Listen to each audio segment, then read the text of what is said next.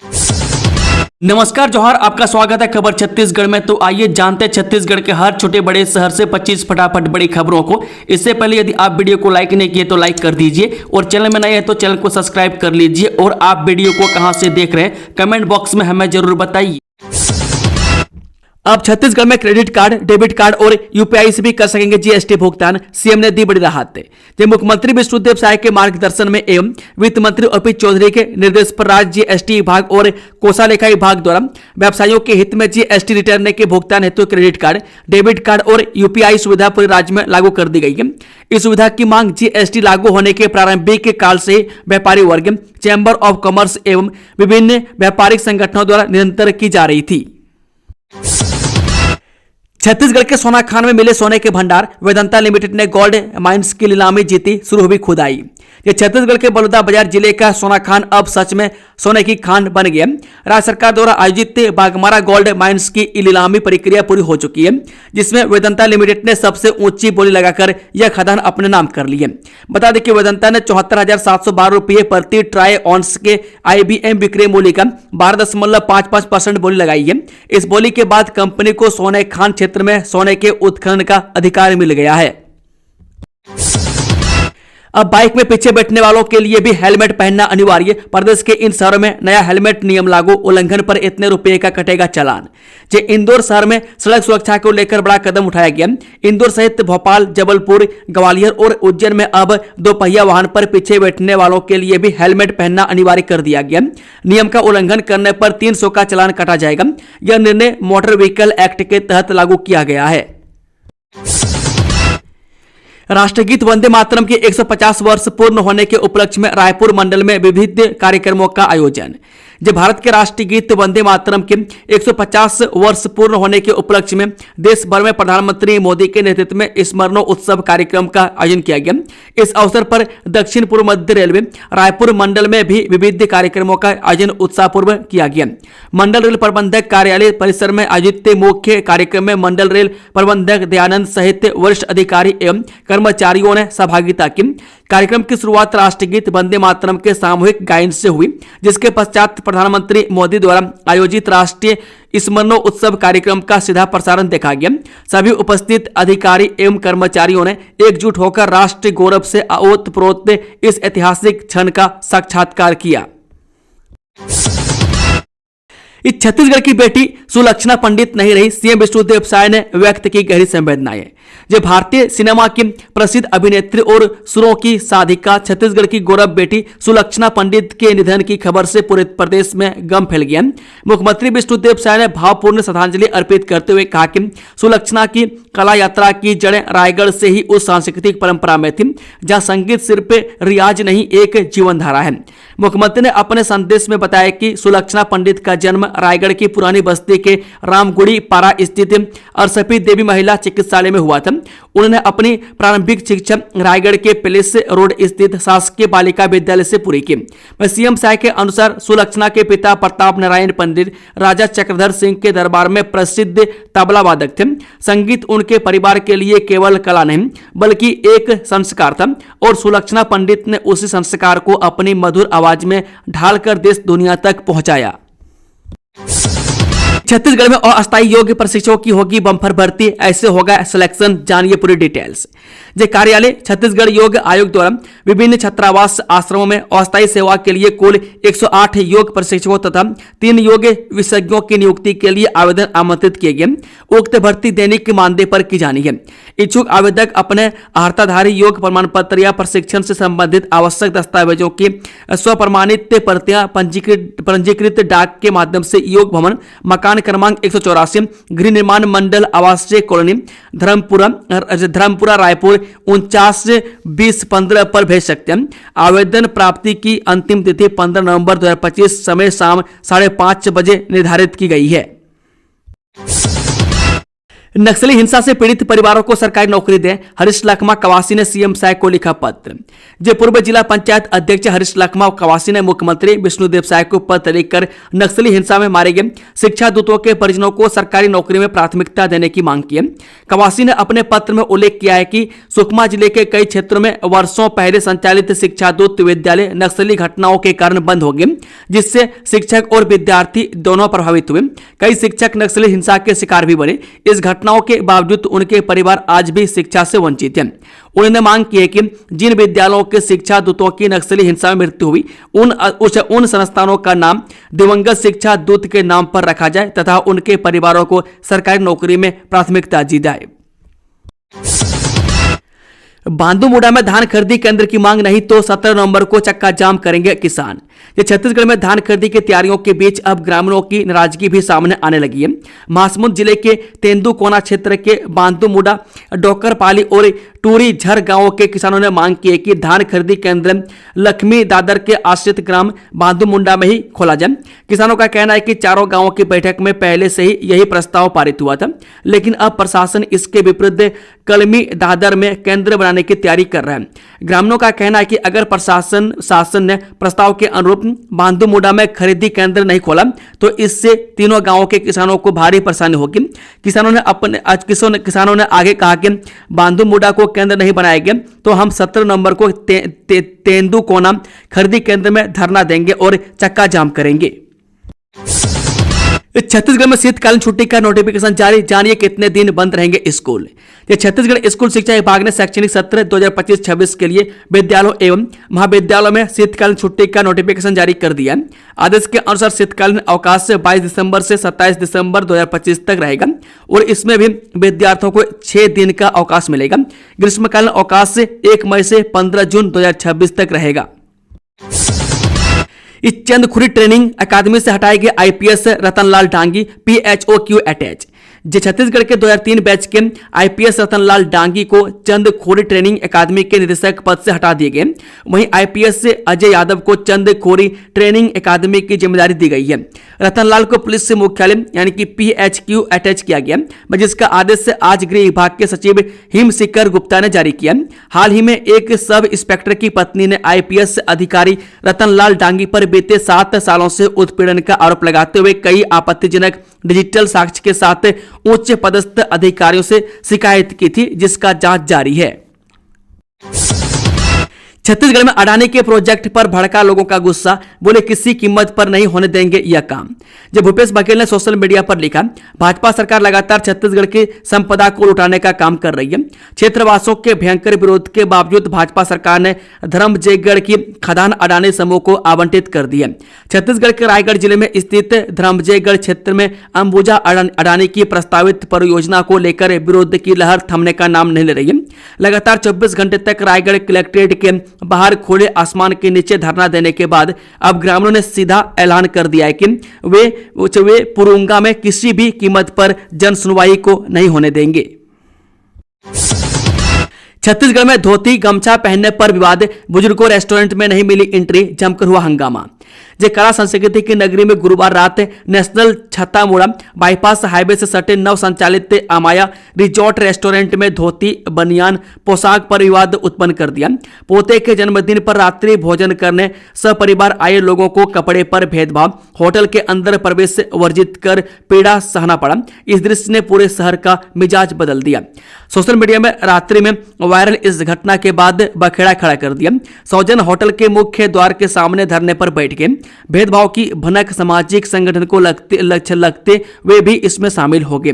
इस घटना ने न सिर्फ छत्तीसगढ़ी लोक अस्मिता को झकझोरा, बल्कि भारतीयता बनाम दिखावे की संस्कृति की बहस भी तेज करते हुए धरना प्रदर्शन और नारेबाजी होने लगी। SIR प्रक्रिया को लेकर प्रशासन सख्त, मतदाता सूची में फर्जी जानकारी देने वाले पर होगी कार्रवाई, BLO के कार्यों की होगी मॉनिटरिंग, अनियमितता पर लिया जाएगा तुरंत एक्शन। जो लोकतंत्र की बुनियाद को मजबूत करने के उद्देश्य निर्वाचन नामावली के विशेष गहन पुनरीक्षण की प्रक्रिया देश भर में शुरू हो चुकी है। इसी क्रम में छत्तीसगढ़ में भी यह अभियान मंगलवार 4 नवंबर से आरंभ हो गया। मुंगेली जिला प्रशासन ने सरकार के निर्देशों के अनुरूप सभी तैयारियां पूरी कर ली है और अब मतदाता सूची को अद्यतन एवं त्रुटि रहित बनाने की दिशा में तेजी से कार्य प्रारंभ कर दिया गया।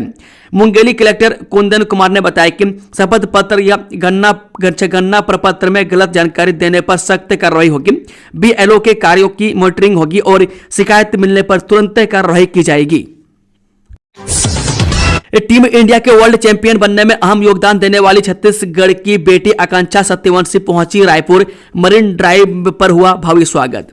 जब भारत की महिला क्रिकेट टीम ने बीते 2 नवंबर को विमेंस वर्ल्ड कप 2025 का खिताब जीतकर इतिहास रच दिया, इस गौरवशाली पल के पीछे छत्तीसगढ़ की बेटी आकांक्षा सत्यवंशी का भी अहम योगदान रहा है, जिन्होंने बतौर फिजियोथेरेपिस्ट खिलाड़ियों को फिट और रखने और चोटों से दूर रखने में अहम भूमिका निभाई।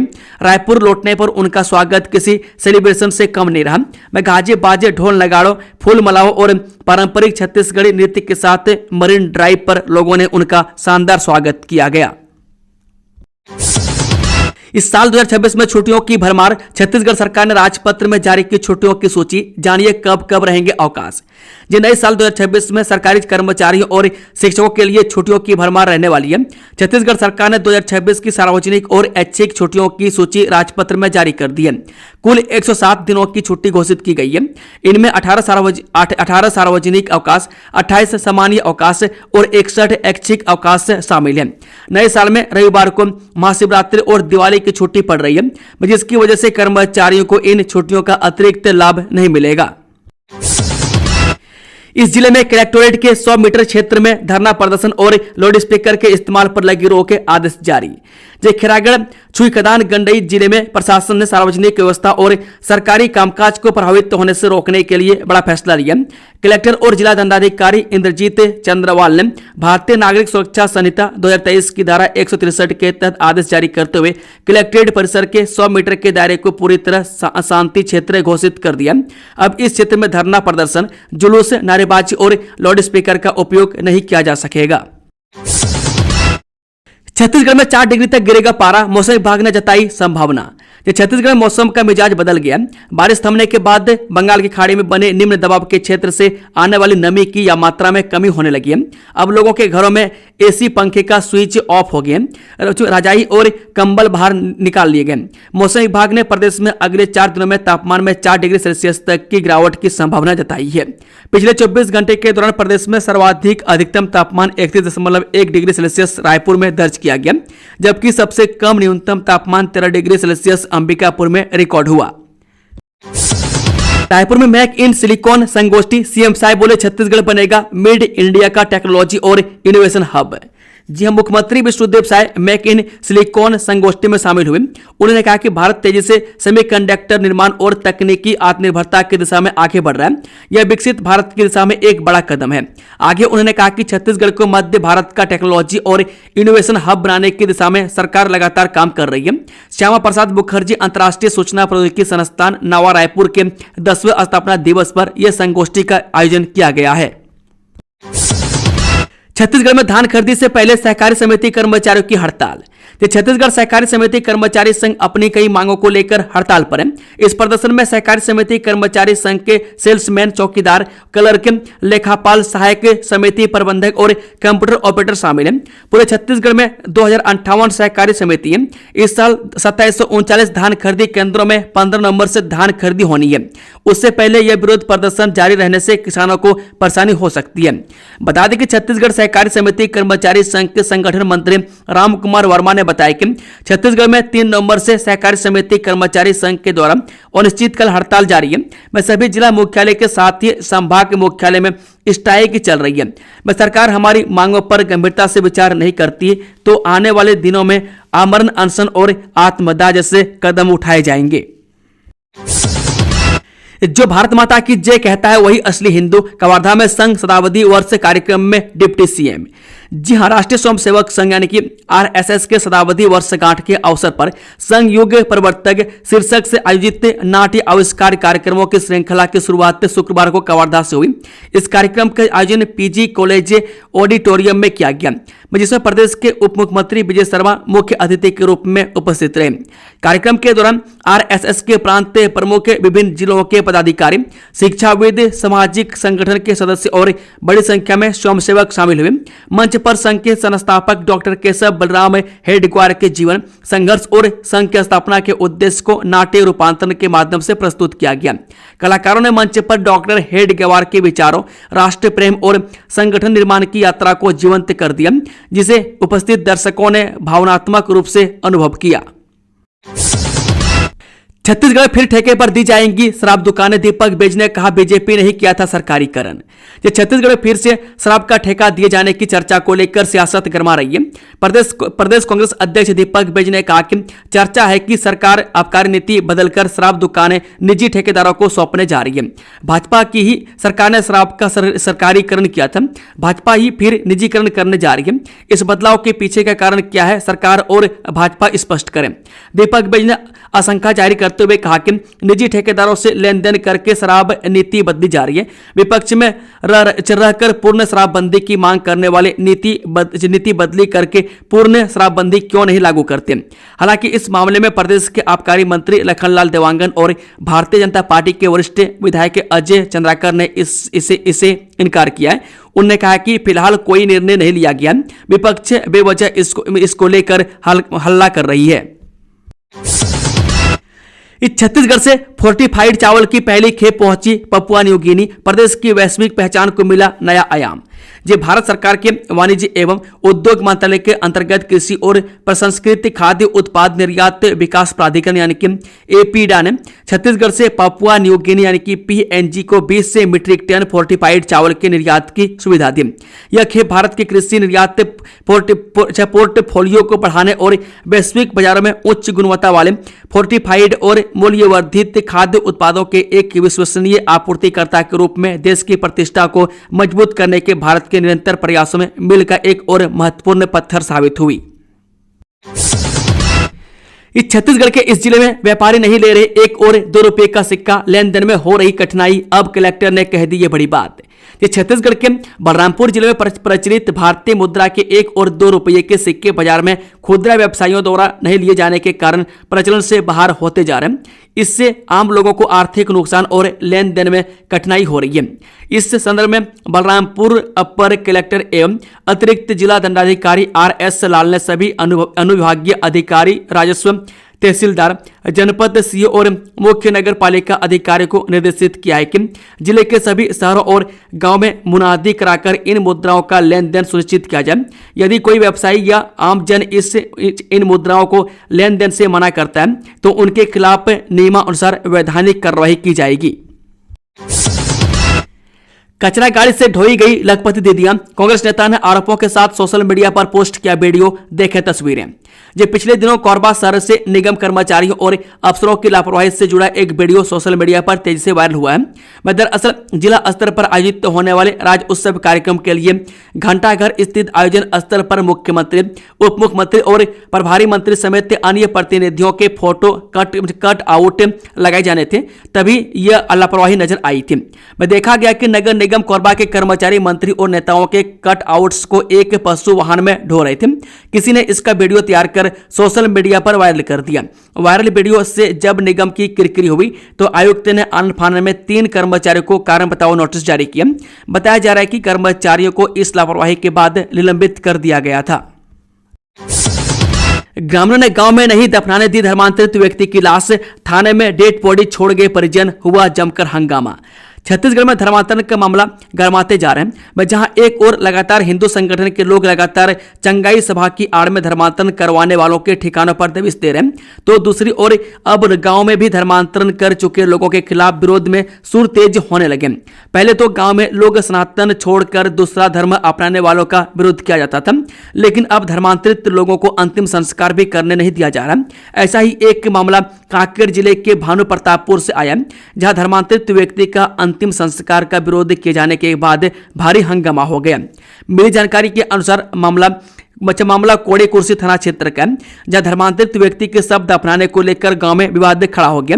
में ग्रामीणों का कहना है कि गांव की सीमा में किसी भी धर्मांतरित व्यक्ति के शव का अंतिम संस्कार नहीं करने देंगे। हालांकि पुलिस ने ग्रामीणों को समझने का प्रयास किया, लेकिन गांव वाले नहीं माने। इसके बाद परिजन शव को थाने में छोड़ दिए। वहीं थाने के बाहर ईसाई समुदाय और आदिवासी समाज के बीच तनाव देखने को मिला, जिसके बाद बड़ी संख्या में पुलिस बल तैनात कर दिया गया है। दोस्तों, खबरों का सिलसिला समाप्त होता है। अगर जानकारी पसंद आई तो वीडियो को लाइक, शेयर, चैनल को सब्सक्राइब जरूर से जरूर कर लें। Thank you, all the best. जय हिंद, जोहार छत्तीसगढ़ भाई एवं बहनों।